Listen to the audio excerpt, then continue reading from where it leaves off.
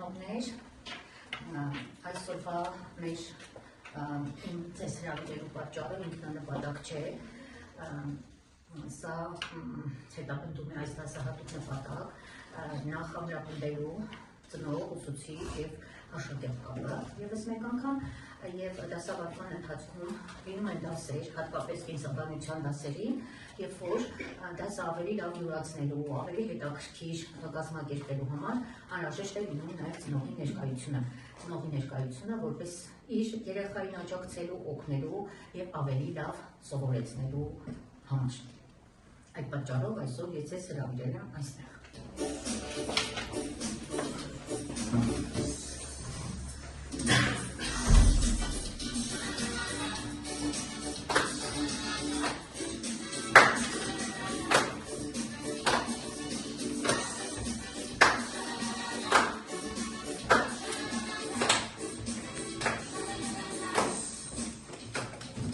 Ճամփից թրեն վարդիդ հետ, մի տանձարից երկու ծիրավ մի պոպիտ, թեցիվ չունես սերին սես, երկու քուր ենք, երկուսն եմ մի գոյի, երկու քուր ենք, երկուսն եմ մի գոյի, բարարար ուզուլաջուր, ես ինչ անեմ դու վարեցիր անհոգի, սիրտը ծիրով տղիր տուն, երկու քուր ենք, երկուսն եմ մի գոյի, երկու քուր ենք, երկուսն եմ մի գոյի, որպեսզի գուշակենք, թե ինչի մասին ենք մենք այսօր խոսելու, առհասարակ ինչ թեմա ենք քննարկելու, մենք մի խաղ, որը կոչվում է գուշակիր մեղեդի։ Խաղին մասնակցելու համար այստեղ եմ հրավիրում 3 հոգու, ապչունի աշակերտ ծնող, ասեմ, որ այնպիսի դեպքերում ենք եկած, որ բոլորդ էլ գիտեք, խաղի կանոնները ներկայացնեմ, պիտի հնչի երաժշտությունը, ինչ կսկսի բառերը, արդեն դուք պիտի գուշակեք։ Ես կանջատեմ նետերին, որպեսի գուշակեք, ովքեր են ձեր մեջ չի համարձակներ։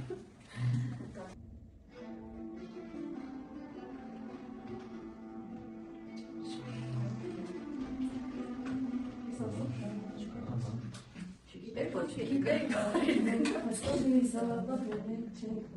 Այո։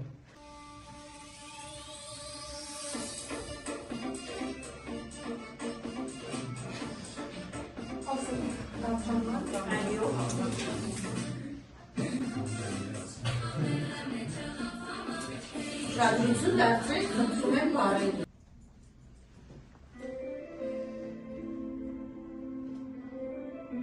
Այդ ես ու աշխավես։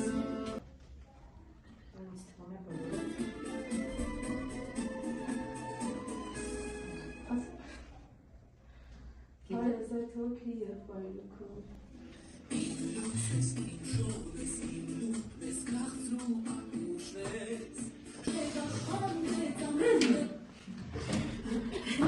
Իմանամ մենք նատախտակ վախամա, երկու քույր, աշխարհի համերով, մայրիկ, քույր եղբայրին լույսն ես, հայրս, մենք քաչ տողնի զավակներն։ Այ ինչպես տեսնում եք,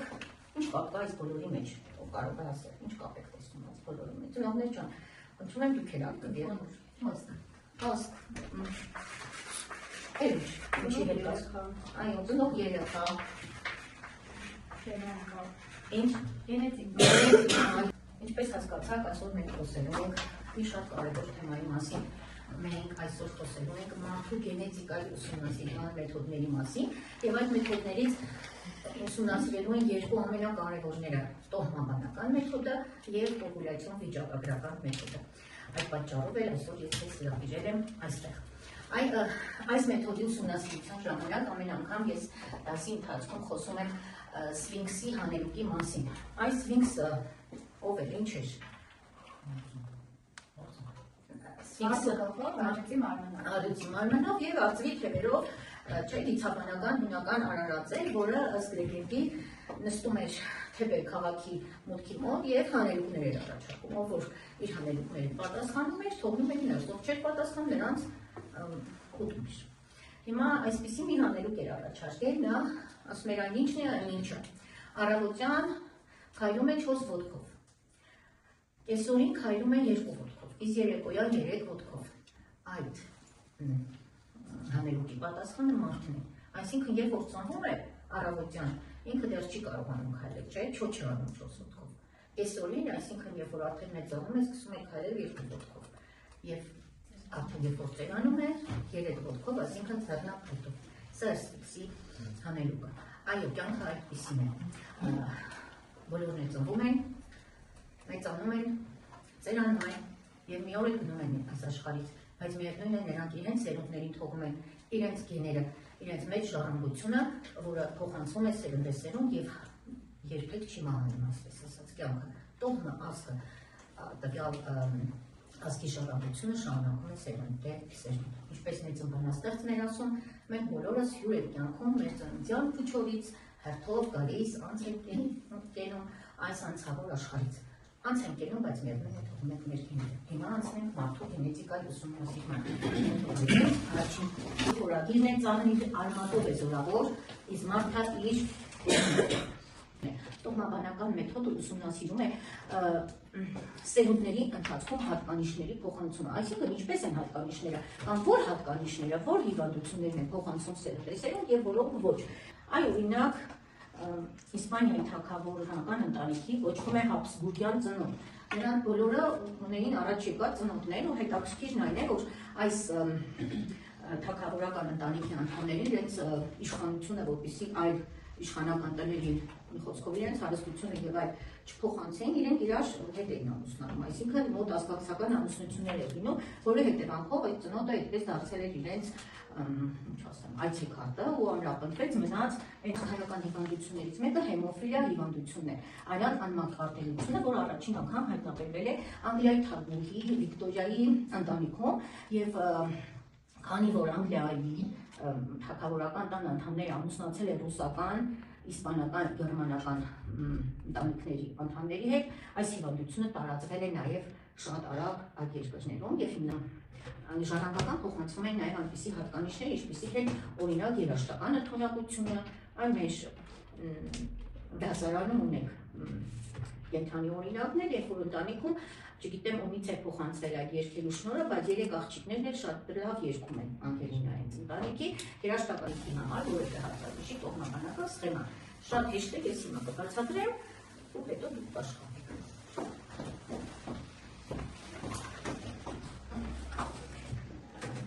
Սա ես կգրեմ գրատախտակին ու կթողնեմ, իմ հետո ձեզ գործնական աշխատանքներ կտամ, հետևել է տված։ Ուրեմն տոհմաբանական սխեմա կազմելու համար կան հատուկ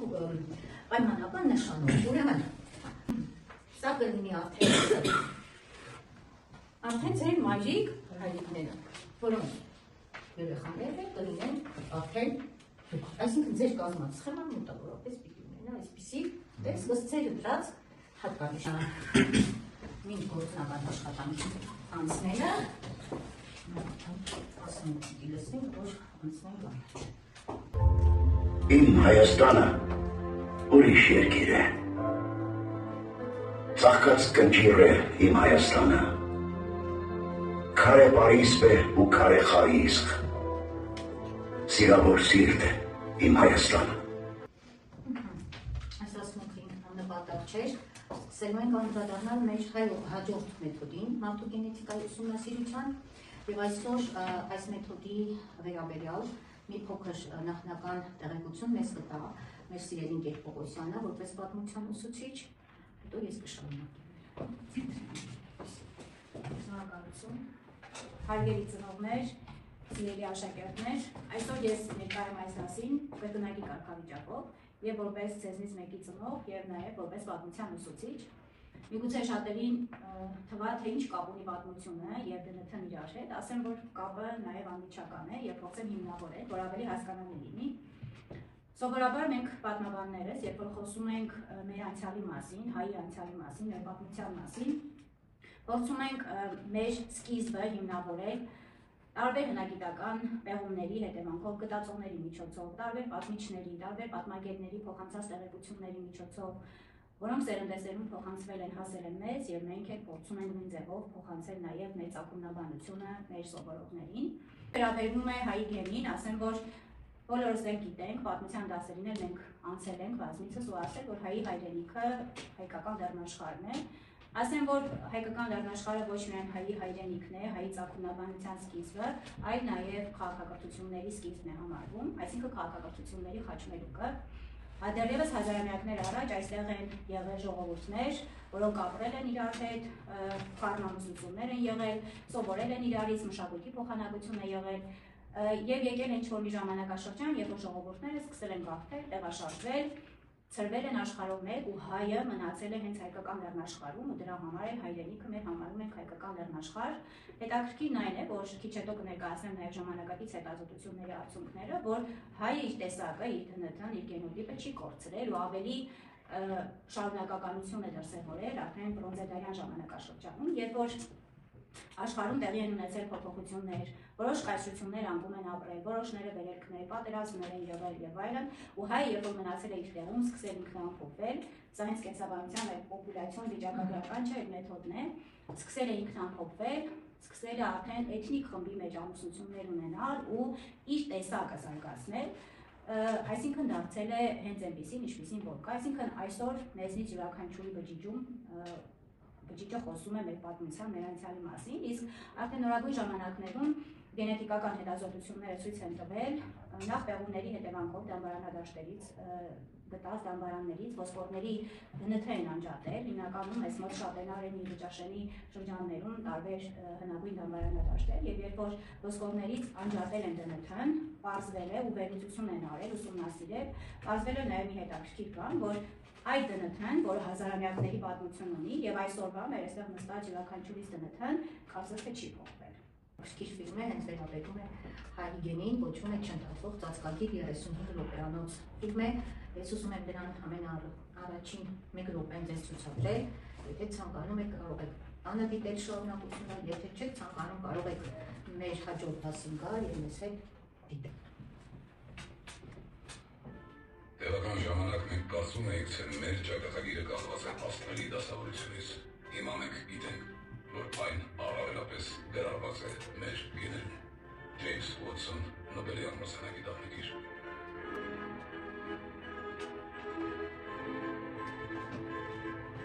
Հայեր, աշխարհում նրանք ամեն օր են։ Պատմության խորքերը կգնան մյուս նշեք, հետագայում դիտեք, ահա, հիմա ես խոսելու եմ պոպուլյացիոն վիճակագրական մեթոդի մասին խոսելիս, ինչպես ընկեր Պողոսյանն ասաց, պոպուլյացիոն վիճակագրական մեթոդը գնում է ավելի հետ, ուսումնասիրում, թե ինչ պատմություն է կերտել տվյալ գենոմը եւ ինչպես է այն շարունակվում։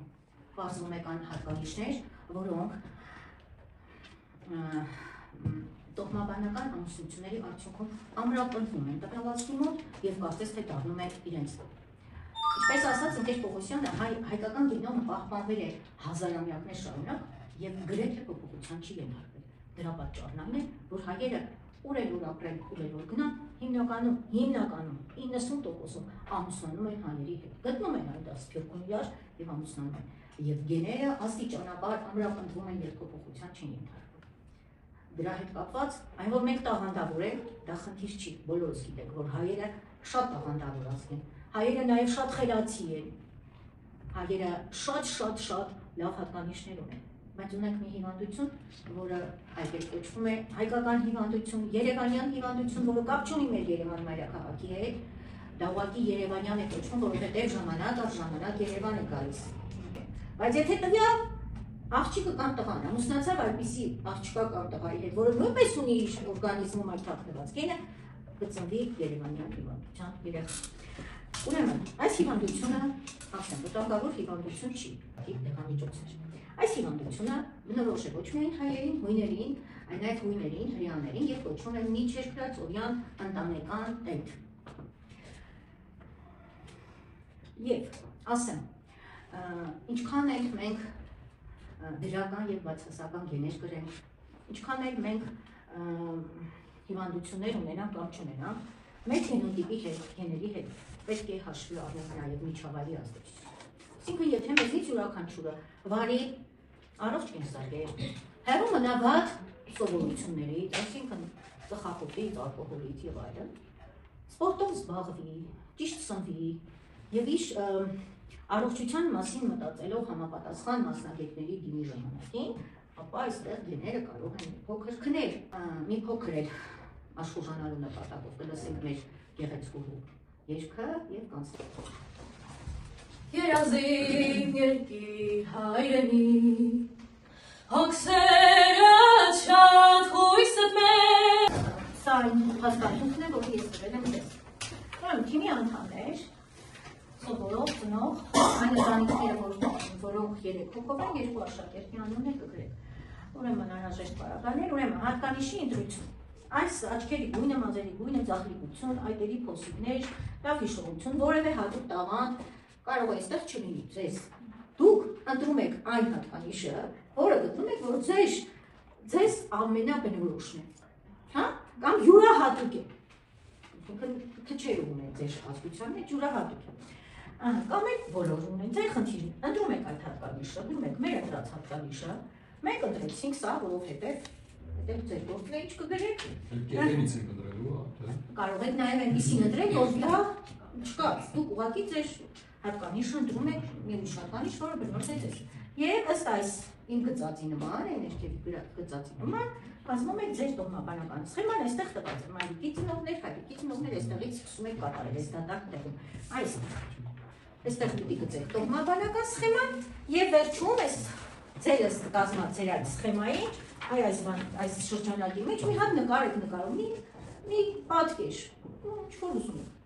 որը կարտահայտի ձեր ուզեք հույզերը, ուզեք ձեր այսօրվա սովորածը, ուզեք ձեր ինչ ուզեք։ Սկսեցին ձեզ տալիս ենք 10 րոպե։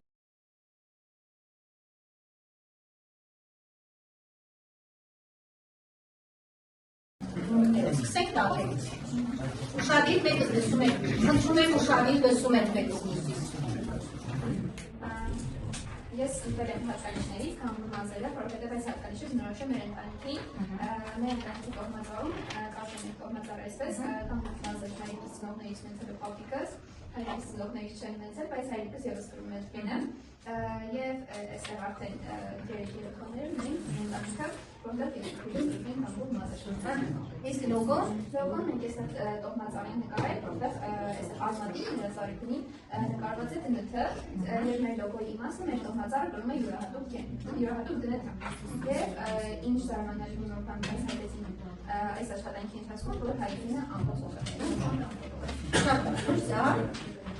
Սա ամրացնելու ենք մեր ծառին, ծառի բունը եթե նայեք մի բան է գրված։ Ո՞ր բան ներկայացնում։ Հոպես հասկանում եք ծաղկությունը կամ այս մայրի կողմից մենակ պապիկս մենակ արսակով վերելա, իսկ ծաղկով նույն մայրիկս, իսկ հայրական կողմից մենակ լողբիրս, իսկ բլոգի գասնից ես Okay, լոգոն։ Այս սվակնիան իշխանքում որ կենը անվարժ են պատասում։ Այո, իսկ ինչ որ նոր բան հայտնում եղավ։ Ծաղկը բլոգի ես։ Okay.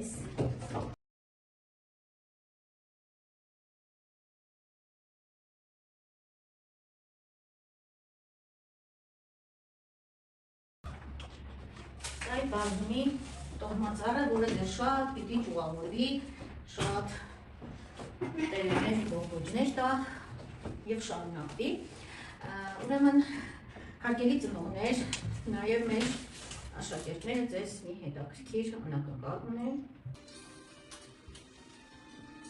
Իմ թանկագին մայրիկ, ուզում եմ շնորհակալություն հայտնել այն անտեսանելի բայց հզոր ուժի համար, որը դրել ես իմ նորության մեջ։ Շնորհակալ եմ քո գիների համար, որոնք ինձ դարձրել են այնպիսին, ինչպիսին կամ։ Իմ ամեն մի քայլում զգացվում եմ խոթված ամբողջ աշխատասիրությունը, իսկ իմ բարձր հասակ կուրսերից թափվող կանոնները քո գեղեցկության ու կենսասիրության կենդանի արտացոլանքների մեջ։ Ես հպարտությամբ եմ կրում այս ամենը, որպես քեզնից ստացած ամենաթանկ շարունակություն, որ ինձ ուժ ու ինքնավստահություն է տալիս ամենից ինքնես։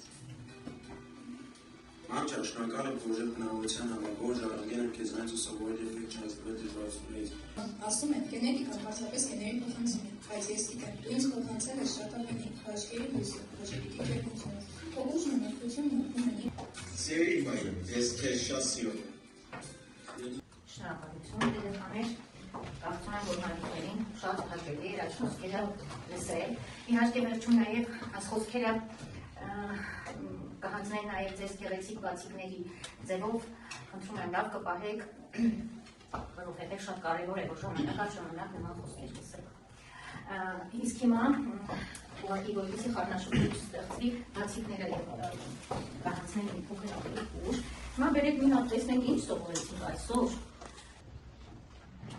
Մի փոքրիկ թեստ լրացնենք։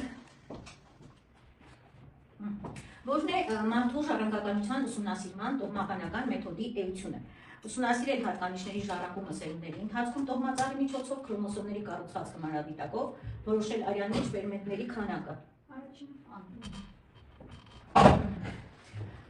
Հաջորդը բերեք դուք կարդացեք, հա, Կարեն կարդա։ Ռեցեսիվ։ Ինչու են ազգացական ամուսնությունները ռիսկային համարում գենետիկայի տեսանկյունից, մեծանում են ռեցեսիվ հիմնախոսը, յուրաքանչյուր 4-րդ կամ 5-րդ մարդ։ 100% արդյոք։ Տեսեք ինչ եք անում, ես իմ ձեռքին քաթաթում եմ մի անգամ երկու անգամ թելը, որ հետո քիտնի, եւ գծիկը նետում եմ նրան, ով ինչ-որ մի բանով ինձ նման է, հա։ Դուք եք անպայման վերցնում եք, քաթաթում եք ձեր ձեռքին նորից, որ չքանդվի էլի։ Ահա, հիմա ես այստեղ պարտադիր չի արտաքինից տարբեր, օրինակ ես սա փոխանցում եմ Գեր Պողոսյանի, որպես նույն մասնագետ, որպես մանկաբույժ։ Փաթաթեք ու տալիս եք։ Ահա։ Ու մեկնաբանում եք ինչու տվեցի կողի։ Ահա, ասում եմ երախան։ Որպես ընտանիքի անդամ։ Հիմա գաբիկ։ Տալիս ես ինչ-որ մեկին, որ ահա, որպես նույն դասարան։ Որպես նույն դասարան։ Հաթաթի ձերքիք նոր, հաթաթի նոր, հիմա դուք, որպես նույն դասանի,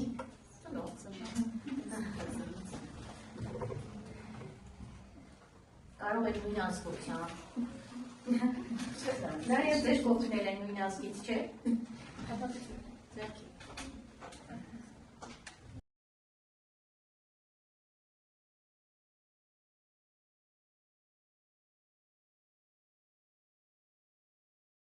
Փոխանցի դասղեկի։ Հիմա տեսեք, մենք ստացանք ցանց։ Կարծես թե սամբեստային լինի, չէ։ Ամեն բոլորս մի ընտանիքում, հետո մի դասարանում, հետո համայնքում, մարզում, երկրում եւ ամբողջ աշխարհում բոլորս կապված ենք այսպիսի թեմերով։ Ես ցույց եմ տալիս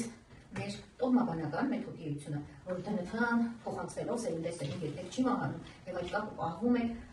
հազարավոր միլիոնավոր սերունդների ընթացքում։ Իսկ որպես պոպուլյացիոն վիճակագրական մեթոդ, որ եթե ես ձգում եմ մի թելը, մյուսի վրա ասում է, այն մյուսը ձգում է, այսինքն այս թելերը բոլորը կապված են իրար եւ